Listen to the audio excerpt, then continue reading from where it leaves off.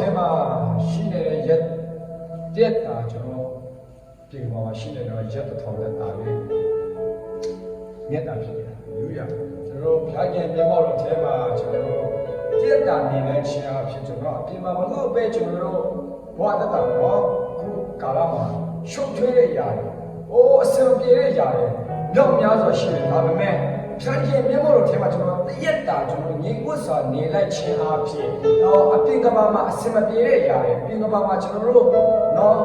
လုဆောင်ရမအောင်မြင်တဲ့အရာတွေအားလုံးကထိုဒီရဲ့မျက်မှောက်တော်ထဲမှာအရာအလုံးပြည့်စည်တယ်အရာအလုံးပြည့်စည်ပါတယ်အာမင်ဆိုတော့ကျွန်တော်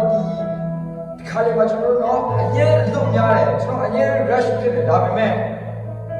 ဖြတ်ခြင်းမျက်မှောက်တော်ထဲမှာကျွန်တော်တို့ဖြတ်ခြင်းမျက်မှောက်တော်ထဲမှာကျွန်တော်တို့သွားလာဖို့ဆိုကျွန်တော်မင်းနေချင်းရှိနေချင်းမှာကျွန်တော်ပြင်မှာဘလို့ပဲလုံးတမျှမအောင်မြင်ဘူး။နောက်ဒီမှာကျွန်တော်အဓိကကျွန်တော်ပြောချင်တဲ့အရာ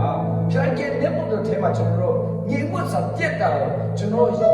ဘူးပြုတ်ကိုယ်ွယ်လိုက်ချင်တာကျွန်တော်အပြင်ကဘာမှာလှုပ်ဆောင်လို့များလုပ်ငန်းတွေပြီးစီးတဲ့အရာတွေအားလုံးပြီးစီးစေတာဖြစ်ပါတယ်။